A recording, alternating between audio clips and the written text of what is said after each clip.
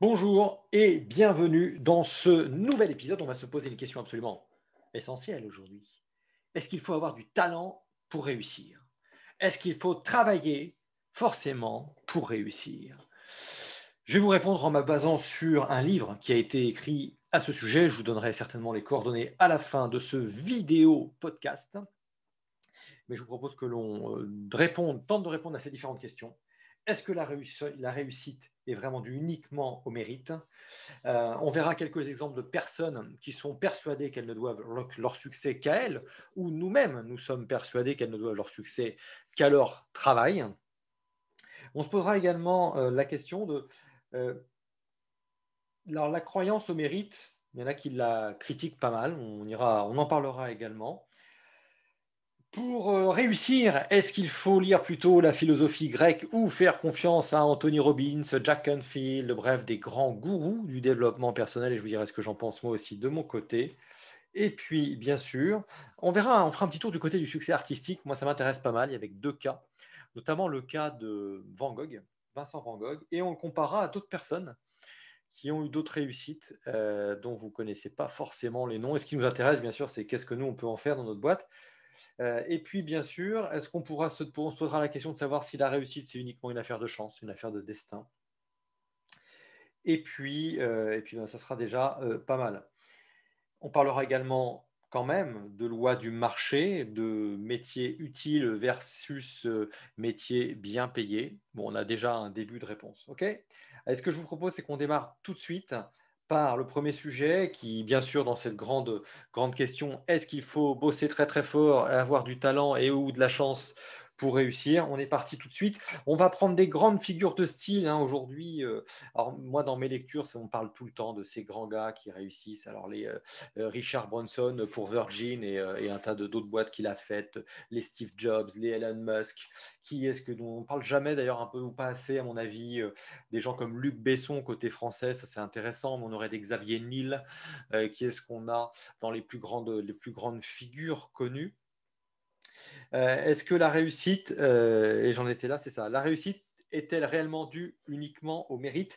Si tu écoutes des gens comme Steve Jobs, par exemple, quand tu l'écoutes, lui, il était convaincu que la persévérance, ça intervenait dans 50% de la réussite d'un entrepreneur et que les 50% restants, c'était uniquement lui et son mérite. Donc, en clair, de la motivation, de la détermination d'un côté, hein, pour une part, et puis beaucoup de travail de l'autre. Point.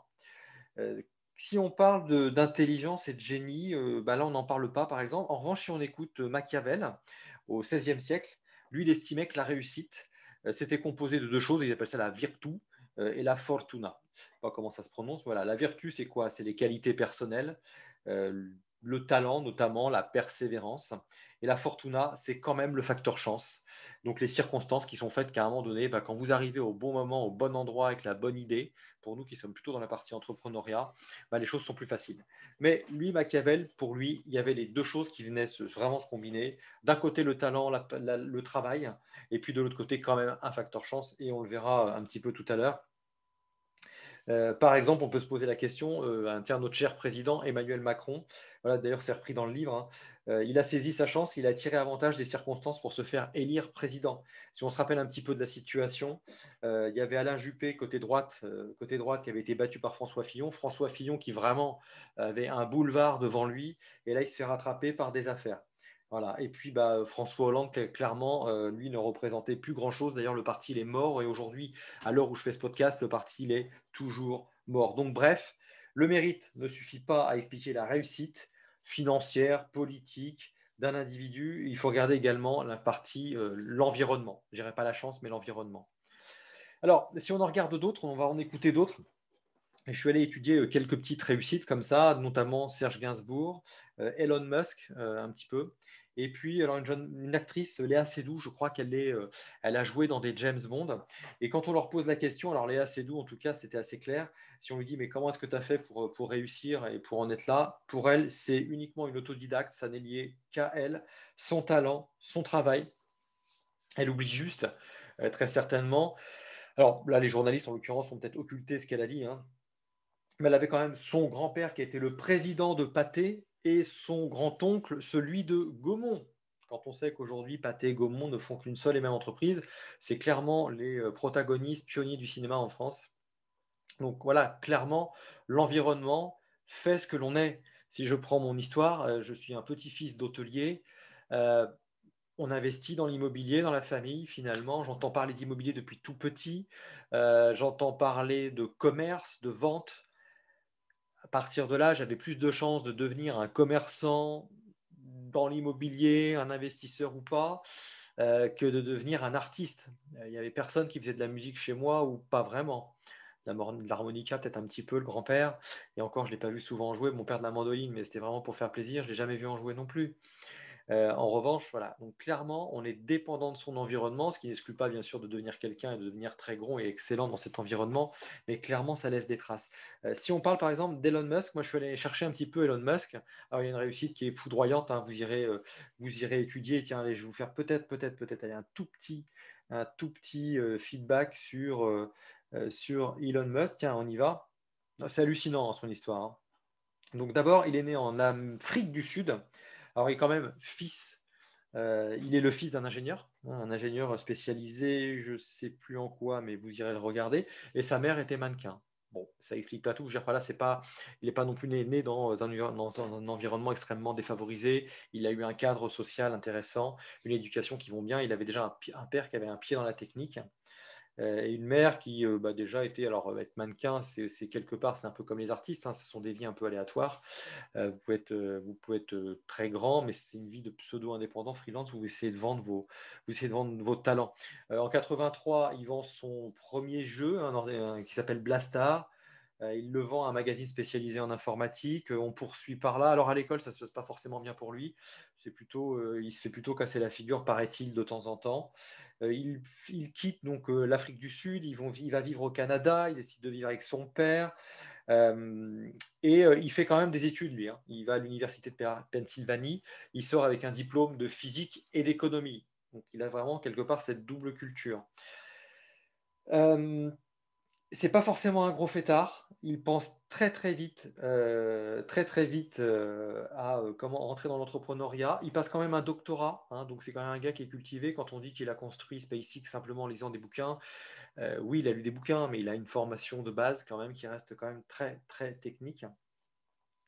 Ceci dit, il n'est pas allé jusqu'au bout du doctorat, hein. On dit, a priori, ça ne l'a pas forcément bien intéressé.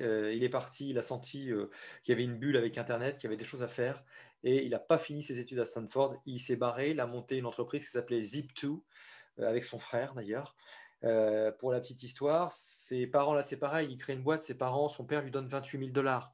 Alors, ça n'enlève rien à son succès, mais quand même, il a cette mise de départ. Tout le monde n'a pas cette mise de départ, mais il n'empêche qu'il sait bien la valoriser, cette mise de départ. Et puis, il lance cette entreprise. Qu'est-ce qu'il fait? Ça fournit un logiciel de guide et un annuaire pour les journaux comme le New York Times. Voilà. Qu'est-ce qu'il fait? Bah, il développe énormément cette société. Alors, c'est vrai qu'il a une vie de chien, hein. Il dort dans son bureau. Il va prendre ses douches l'équivalent d'une auberge de jeunesse locale. Mais il n'empêche qu'il bosse comme un fou et ils arrivent à revendre avec son frère et d'autres actionnaires Zip2 pour une valeur de 340 millions de dollars à l'époque. Et ça lui permet de gagner comme ça presque 22 millions de dollars pour la part qui lui revient. Donc, il a bossé beaucoup, mais on voit qu'il y a quand même pas mal de circonstances. Ça suffit pas, hein. Il lance un truc qui s'appelle XCOM, qui au final, par le jeu des rachats, fusions, machin, devient PayPal. Bon, on connaît l'histoire de PayPal. Il se fait virer de PayPal quand même, mais il en reste toujours actionnaire. Et au final, quand PayPal est revendu, ouais, c'est ça, il empoche. Alors attendez, il empoche un chèque quand même assez énorme. On va le retrouver un petit peu plus tard. Ouais, il empoche 1,5 milliard de dollars, quoi. Ça a été vendu, que je dise pas de bêtises, non, pardon, j'ai une bêtise. En tant que plus important actionnaire de PayPal, il a récolté 165 millions de dollars des 1,5 milliard de dollars qu'avait payé PayPal par rapport à son poids en actionnariat. Donc voilà, c'est quand même pas mal, 165 millions de dollars. Et puis par contre, il réinvestit toujours. Voilà. Donc on va pas faire tout un. J'avais dit que j'en parlerai pas plus que ça finalement d'Elon Musk, mais voilà, c'est un gros bosseur. Il a quand même un environnement. Il bosse beaucoup, il s'instruit, c'est ça qu'il faudrait retenir. Donc, dans la question, est-ce que l'environnement peut jouer un facteur important dans sa réussite, bah oui, bien sûr, ça joue un facteur important. Bien sûr, la chance, le fortuna, comme on disait tout à l'heure, oui, la fameuse bulle Internet dans les années 2000, il sent qu'il y a un truc à faire et il y va. Si on va un petit peu plus loin, je suis même allé regarder l'histoire de Serge Gainsbourg. Alors Serge Gainsbourg, hein, on connaît moins, mais enfin, quand même, ça a été un grand auteur-compositeur, on l'aime ou pas. Il a eu une forme de génie, cet homme-là. Quelle a été l'histoire de cet homme-là? Est-ce qu'il, d'un coup, c'est arrivé tout seul? Ben non. Quand on regarde son environnement, c'est pareil. Son père était pianiste, son père était pianiste, sa mère était, que je ne dise pas de bêtises, de mémoire, sa mère était également dans l'univers artistique. Je ne vais pas vous le retrouver là tout de suite, mais bon voilà, elle était également dans l'univers artistique. Par contre, ce qui est très rigolo, il y a quand même un côté chance ou un côté opportunité. À la base, il était plutôt destiné à la faire de la peinture. Et puis, par le jeu du hasard, la légende, l'histoire, c'est assez magique, raconte que, alors qu'il s'installe avec sa première femme dans une toute petite chambre de bonne à Paris, où il y a un vieux piano d'ailleurs tout pourri, qui se met à réparer, hein, donc il n'y avait pas d'étoile de peintre où il aurait pu commencer à peindre, il y avait un vieux piano. Son père étant pianiste, il a quand même appris le piano, il a des bases, plus que ça. Il répare le piano, il se met à jouer, et finalement, un jour, ils ont un petit placard dans cette chambre, il creuse le fond de ce placard, il va taper au fond, et il s'aperçoit qu'en tapant un petit peu plus, ils ont une vue directe sur une salle de répétition où viennent des groupes de jazz américains. Et donc ça, quelque part, tu ne peux pas l'inventer, quoi. Donc ils se mettent à écouter du jazz malgré eux ou pas. Enfin, il se prend beaucoup d'intérêt pour cette nouvelle discipline musicale. Et il prend beaucoup de notes, beaucoup de notes, beaucoup de notes. Il écrit, et c'est pour ça qu'on retrouve une certaine musicalité jazz ou jazzy dans ce qu'il a fait à un moment donné. Et il se met petit à petit à abandonner la peinture. Il aura une carrière qui devient vraiment intéressante. Et de son vivant, il connaît quand même globalement la gloire. On en reparlera un petit peu tout à l'heure, d'ailleurs, de ses carrières artistiques. Alors, l'auteur dans le livre que je lis, hein, il estime que finalement, notre modèle qui met en avant le mérite, la méritocratie, finalement, c'est un modèle qui est plutôt déséquilibré parce qu'il fixe une règle du jeu. La règle du jeu, c'est si tu es bon, tu réussis, si tu es bon par rapport à des critères qu'on aurait donnés. Et là, on explique bien souvent, on dit que quand tu vas, par exemple, à l'école aujourd'hui, elle va beaucoup prôner tout ce qui est matière scientifique. Et en clair, si tu es bien dans ce moule-là, bah c'est bon, ton avenir est tracé. Si tu es déjà plus littéraire ou plus même dans le tertiaire, comme ce n'est pas des matières nobles et considérées comme nobles, la méritocratie va pas mettre, le mérite ne va pas être mis sur le fait d'être bon, par exemple, dans des matières tertiaires, communication, les langues, la vente, le commerce, le marketing. Les matières littéraires non plus. Et ben, en clair, c'est plutôt les matières mathématiques. Clairement, aujourd'hui, c'est tout con, mais il y a des écoles pour y rentrer, il faut être le premier en maths, alors qu'à la limite, après, les maths, t'en feras pas beaucoup, quoi. Donc, bon, lui, il est pas sur la notion de succès au mérite. Si on va un petit peu plus loin, lui, l'auteur conseille de dire plutôt que de lire des livres de développement personnel, allez plutôt étudier Aristote. Alors moi, je vais vous dire que je ne suis pas d'accord avec lui, parce que finalement, quand tu pousses un petit peu et tu étudies ce que alors je pense notamment à Tony Robbins, bon, moi je suis un adepte de Frank Nicolas, mais on a également Jack Canfield, quand tu vas pousser tout ce que disent ces gars-là, finalement, en réalité, ils remontent à ce qu'avait dit ou créé Aristote. Donc finalement, ces gars-là, certains de ces gourous ont quand même sont allés étudier les philosophes grecs pour s'instruire, parce que la base d'un gourou et de quelqu'un qui fait du développement personnel, c'est d'aller s'instruire, de savoir comment fonctionne l'être humain, sa psychologie. Si tu suis un gourou qui lui-même ose citer Aristote de temps en temps, a priori, c'est qu'il y a des bases qui commencent à être un petit peu intéressantes. Alors, on va parler du succès artistique maintenant. Est-ce que le succès artistique ça conditionne forcément le bonheur? En clair, si j'ai du succès en tant qu'artiste, est-ce que forcément je vais être heureux? Et est-ce que je vais être prospère même? Est-ce que je vais gagner beaucoup d'argent? Et est-ce qu'on continuera de parler de moi également lorsque je serai mort? Alors là, c'est intéressant, on a deux cas. Alors, un, on le connaît tous, Vincent Van Gogh. Et puis, il y en a un autre qui s'appelle Giacomo Meyerbeer. Alors, si vous êtes comme moi, vous ne le connaissez pas, hein, clairement. Si vous avez une bonne culture musicale, vous le connaissez, mais sinon, vous ne le connaissez pas. En revanche, on connaît tous, même si on n'est pas un artiste, Vincent Van Gogh. Ce qui est terrible, c'est que Vincent Van Gogh, si on regarde bien, il a vécu que jusqu'à l'âge de 37 ans. Toute sa vie, il a été perturbé, malheureux. Il n'a pas vendu une toile. Si, il paraît, la légende dit qu'il en a vendu une à 400 francs. Voilà, donc de toute sa vie, ça a été la cata. De mémoire, il était triste, solitaire, pas triste, enfin, c'est pas de mémoire, c'est ce qui est écrit. Il n'avait pas de considération par ses contemporains, il avait une santé fragile. Il a même raté son suicide, c'est ce qu'on dit. Et puis, il a surtout été apparemment aidé par sa famille, hébergé, puisque il avait beaucoup de mal à subvenir à ses propres voisins. Pardon. À côté de ça, ça n'est que. Alors, son génie n'a été reconnu que 20 ans après son décès, et aujourd'hui, ses toiles se vendent des fortunes. Donc aussi, il a été mort, il a été riche, mais une fois mort. Il a été reconnu, adulé pour son art, une fois mort.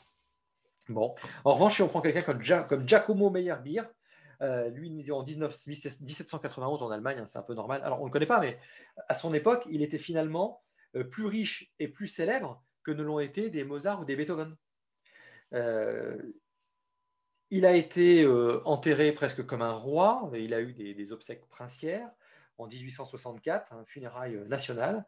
Il était extrêmement populaire de son vivant, mais aujourd'hui, très clairement, on ne le connaît pas. Donc là, l'idée, c'était de dire, par exemple, est-ce qu'il faut, on disait, est-ce que le succès artistique forcément garantit le fait d'être heureux, prospère et fabuleux, connu, pardon, famous non, pas forcément. D'ailleurs, même si on regarde certains destins, tu regardes des gens comme Jimi Hendrix, Amy Winehouse, Michael Jackson, c'est pas des gens qui sont connus pour avoir porté sur eux le bonheur. Ce sont souvent des personnalités complètement, on dit, écorchées, des écorchées vives, malgré le fait qu'elles soient adulées, reconnues pour leur talent, qu'elles aient même presque un talent naturel. Alors attention, hein, Michael Jackson avait un talent naturel, mais il a travaillé comme un chien. Mais ils ont fini quand même relativement jeunes, hein, soit suicidés volontairement, je dis ça comme ça peut faire rire, mais soit dans des circonstances assez mystérieuses. Donc bon.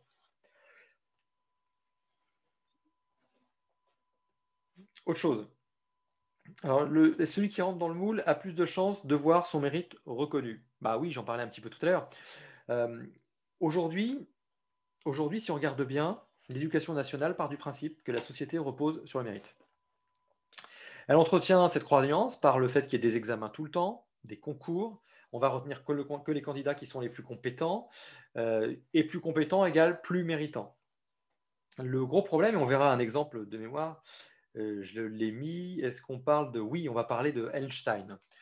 Si on croit ça, il faut se poser deux, trois questions. Par exemple, Albert Einstein, il faisait partie, soi-disant, des élèves ratés, des médiocres, parce que lui, il ne rentrait pas dans le moule. L'école telle que ça existait à l'époque, ça ne lui plaisait pas du tout. Alors lui, il est né à Ulm, il a grandi à Munich, dans un cadre plutôt modeste. Bon, ça lui a permis de cultiver son goût pour les sciences. C'est son père qui était exploitant d'une usine électrochimique, son oncle qui était ingénieur d'ailleurs, qui ont éveillé en lui la passion des mathématiques. Pour vous donner un ordre d'idée, il a échoué au concours d'entrée à Polytechnique, puis il est allé dans une autre école assez différente. Et il a quand même fini par rentrer à Polytechnique, mais il a été dispensé du concours. Euh, Souvent, il n'a jamais été reconnu comme un génie, c'était plutôt un raté, j'ai dit tout à l'heure. Euh, il est sanctionné parce qu'il refuse l'apprentissage par cœur. Alors à l'époque, on disait qu'il fallait apprendre par cœur. Et que les matières qu'on lui dispensait, ça n'intéressait pas du tout. D'ailleurs, ça m'amuse parce que ça me fait faire un parallèle avec Steve Jobs, qui, j'ai découvert que très tardivement, son discours à la remise des prix de Stanford, le discours de Stanford. Alors c'est connu, vous tapez sur Internet Connecting the Dots. Et il explique qu'en fait, à un moment donné, alors c'est vraiment très très inspirant et très émouvant ce qu'il dit d'ailleurs, parce qu'il explique, alors c'est qu'en anglais, il explique qu'il a été en fait adopté, que sa mère biologique ne voulait qu'il ne soit adopté que par des gens qui soient gradués d'une université, que sinon elle ne donnerait pas son bébé à l'adoption. Et du coup, ça c'était, si j'ai à peu près bien traduit, par le fait qu'elle a accepté que son bébé soit adopté par des gens qui n'étaient pas eux-mêmes gradués, diplômés d'université, mais qui en revanche s'engageaient à ce que Steve ait des études universitaires. Et à un moment donné, quand il est allé en études, il s'est rendu compte que d'abord, ça coûtait beaucoup d'argent à ses parents, qu'il ne s'éclatait pas du tout, et que ça ne servait à rien de continuer à leur faire dépenser beaucoup d'argent pour ces études-là. Donc il a décidé d'ailleurs de quitter le cercle d'études, dans lequel il était. Alors, l'histoire dit un petit peu autre chose. Je vous invite à aller écouter ce podcast. Donc, si on revient à notre Albert Einstein, lui, à un moment donné, clairement, il rentre pas du tout dans le film. Une épouse, pourquoi? Parce une école, ça impose un cadre de compétences à maîtriser qui est censé fonctionner pour tous. Et dès qu'il y en a un qui sort du cadre, eh ben, on préfère dire qu'il est nul, il est raté, ça rentre pas. Et si on n'est pas capable de trouver sa voie, c'est là où ça va être compliqué. Alors ça aurait pu être le cas pour Albert Einstein. Heureusement, on sait ce qu'il est devenu. Voilà. Donc pour récapituler, votre réussite dépend beaucoup plus de votre capacité à accepter les principes de l'école que vous fréquentez. Pour réussir, vous devez accepter un système scolaire qui ne tient pas compte de vos réelles aptitudes et de votre personnalité. Voilà. Si ça ne marche pas forcément pour vous, pour vos enfants, ça ne veut pas dire qu'ils sont nuls, ça veut dire que ça ne rentre pas dans le moule pour eux. Et en revanche, celui qui réussit, c'est celui qui rentre bien dans le moule. D'ailleurs, on en connaît tous. Moi, j'en connais qui ont fait des études assez brillantes, mais sincèrement, dans la vie, ils n'ont rien fait, quoi. Et aujourd'hui, si je compare ma situation et la leur, en tout cas sur le plan financier, même financier, j'ai vraiment rien à leur envier, quoi, très clairement. Alors là, l'auteur dit un petit truc tout simple qui ne va rien nous apprendre. Finalement, il y a les métiers utiles, il y a les métiers bien payés. On va prendre un exemple classique, hein, le foot. Le foot, vous avez aujourd'hui des joueurs de foot. Est-ce que c'est utile un joueur de foot? Alors, le foot est sans doute utile, bien sûr, parce qu'il répond à un besoin, il crée de l'espoir, il permet à une nation de s'identifier, de se dire on est bon, on est fort. Et d'ailleurs, il y a des vraies études qui démontrent que lorsque nous, la France, on a gagné en 1988 la Coupe du Monde, clairement, économiquement, il y a eu, et en termes de productivité, la France a véritablement bien rebondi cette année-là. Alors, il y a plein d'autres effets certainement, mais on gagne en image, voilà, il y a d'autres effets. Mais le footballeur lui-même, est-ce qu'il est utile? Oui, il est utile si bien combiné, bien drivé, il fait gagner une équipe, bien sûr, mais je veux dire, il est moins utile que le chirurgien qui va nous opérer du cœur. Et comparativement, il gagne plus que le chirurgien qui nous opère du cœur. Il n'a pas fait les mêmes études non plus pour. Exemple, les éboueurs. Les éboueurs font un métier utile qui n'est pas forcément bien payé. Pourtant, ils ont une capacité, s'ils s'arrêtent de faire leur métier, ils peuvent bloquer un pays, quoi, très clairement. Les footballeurs peuvent s'arrêter. Ils ont bien fait une grève, je crois, du foot, je ne sais pas quand. Je veux dire, on s'en fout, ça n'a pas changé notre vie, quoi. Donc, bon. Donc clairement aujourd'hui, on n'apprend rien. C'est le marché qui fait qui va faire la rémunération plus que l'utilité d'un métier. Hop. En conclusion, qu'est-ce qu'on peut se dire? Euh, les circonstances, notre environnement va effectivement avoir un rôle très important dans notre réussite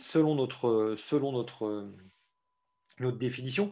Le système à la méritocratie, c'est a priori pas le système le plus égalitaire, puisque si on rentre dans le système qui permet d'être discipliné, de passer les concours, d'obtenir les bonnes notes dans les matières qui sont les bonnes, effectivement, on pourra faire plus de choses que quelqu'un qui rentre pas dans le moule, en tout cas dans un système scolaire. Ceux qui pensent que réellement ils se sont des self-made man ou men ou women se trompent. On est réellement le produit de notre environnement et de nos parents. Il est clair que si on est en France, sur le principe, on a plus de chances de réussir et plus de moyens pour réussir que si on est né au fin fond du Burkina Faso. Effectivement, allez regarder plutôt les conseils de philosophes que ceux de grands gourous parce que vous serez à la source de tout. Il est difficile de dire d'un artiste qu'il a réussi ou non, il n'y a que lui qui peut le dire. Vous, moi, on ne pourra le dire également qu'à la fin d'une vie en fonction de nos objectifs. Et puis bien sûr, la rémunération, la réussite dépend aussi des lois du marché. J'espère que tout cela vous aura aidé à amener un petit peu de réflexion dans votre journée, vous permettre de reprendre confiance en vous. Dites-vous que clairement, 50% de boulot, 50% de travail, 50% de talent vont expliquer la réussite et l'atteinte de vos objectifs dans vos projets. Et qu'en revanche, il y a quand même un facteur circonstance qui peut aider ou pas à l'heure où j'enregistre ce podcast. On est en reconfinement en 2020. Un confinement un peu bizarre d'ailleurs, un confinement bizarre. Mais en réalité, pour certains, on va dire, ouais, j'ai pas eu de chance, ça a été l'époque du Covid. Ouais. Mais puis d'autres se diront aussi, en fait, c'est en réalité une opportunité de revoir ma stratégie, de revoir mon positionnement, de ne plus être forcément sur un modèle business où je suis en tout physique et un État peut décider clairement si je peux exercer ou pas mon activité. On en reparlera dans quelques temps. Je ne suis pas sûr qu'on continue de se laisser faire, mais bon, on verra. En tout cas, quoi qu'il en soit, je vous invite, alors je vous mets peut-être en lien une liste des livres, des grands leaders à télécharger si vous voulez aller plus loin et retrouver les livres qui vont vous permettre de grandir, atteindre vos objectifs dans votre vie, vos carrières, vos affaires et vos finances. Et puis, sur ce, sinon, abonnez-vous à mes emails privés, ça nous permettra de rester en contact, ça vous permettra d'être informé avant tous les autres de ce que je peux vous donner en termes d'accès à des formations express que je vous offre pour la plupart, à des programmes avec des abonnements à tarifs préférentiels aussi, et d'accéder en priorité à certaines de mes conférences à venir. Voilà, je vous dis à très bientôt. Soyez des leaders rares, rebelles, audacieux, proactifs et entreprenants pour une vie meilleure, la vôtre. Ciao.